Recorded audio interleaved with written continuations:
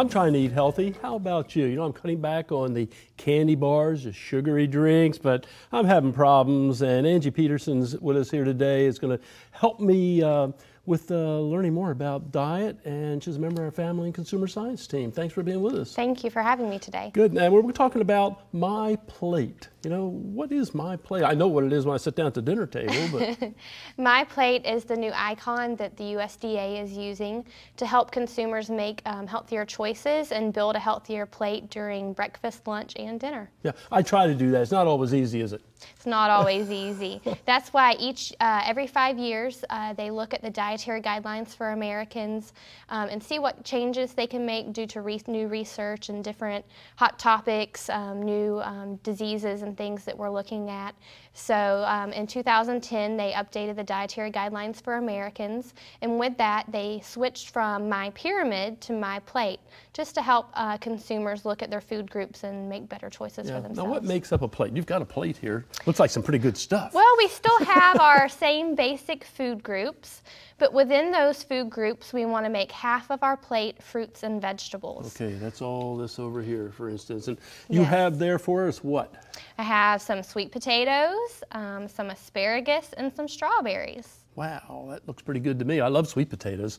Sweet potatoes supposed to be the #1 vegetable, I think, that we can grow. I know sweet potato fries have become very popular these days, and that's a good choice when you're trying to cut back on some of those fats, and doing a good oven sweet potato fry is a great option. So you just want to make sure with your fruits and vegetables that you choose really colorful ones so you get in all those key nutrients. Now, I was just kind of thinking about this. We have baked sweet potatoes, but suppose I put, you know, marshmallows on top of it and extra things like that. Does that still count? Well, that sounds really good, but we do want you to cut back on some of those added sugars. So it'd be better if you could just maybe put some olive oil or something like that on there. I don't know.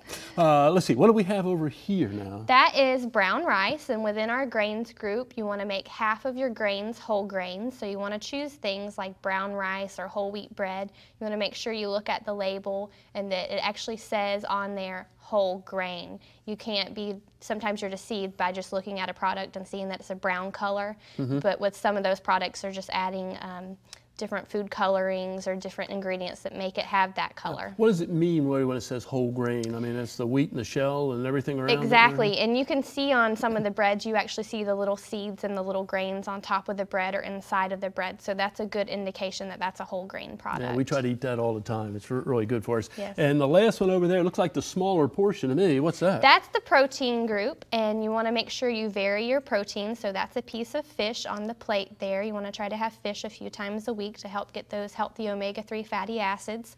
And you also, with choosing other protein foods, you want to choose lean, low-fat options with chicken or meat. Take some of the extra fat or skin off of those products. Okay, so if you eat the chicken, take that out or skin off. Which one is fried up tastes so good? I can tell Cook you. it in the oven and remove the skin. I like baked chicken. It's good, but it still has, well, you have to remove the skin. You're doing it to me again. Yeah. So if we eat something like this 3 times a day?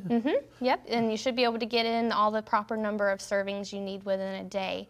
Also, you want to make sure you incorporate something from your milk group. So here we have a glass of low-fat or skim milk. So you want to choose 1% or skim milk for your dairy products. You and I grew up on whole milk, and that is a tough changeover. If you're not used to whole milk, it is a tough change. So we recommend to gradually do it, to go down from the whole to 2%, and then 2% to 1%, and then eventually to the skim or fat-free milk. Very good. I'm down to skim milk right now, folks. So my wife has got me on that. So it tastes pretty good. It's okay. Put it on your cereal. You won't ever notice the difference. What are some other things we can do to help with our Some health other things to do is, we mentioned a few of them. Cut back on your solid fats, your added sugars, and your salt intake.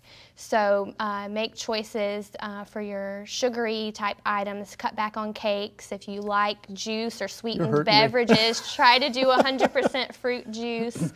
As far as your solid fats, that means you want to stay away from your saturated fats. So stay away from products like hot dogs and certain meat products, bacon, that have a lot of fat in them. I know this makes me a lot healthier. And if we can do this most of the time, I think we'd be okay. I guess it's okay to vary a little bit every once in a while. Right, you have to have a good variety of different foods, and just do it all within moderation, and you should be healthy. Annie, thank you very much. We Thank appreciate you. it. Yeah. If you want to stay healthy, check out My Plate, folks. And this is what you got to do. And that's what I'm doing also, I have to admit. Try to stay healthy. I'm cutting down on the candy bars and sugary drinks, and I'm eating from My Plate. You should too.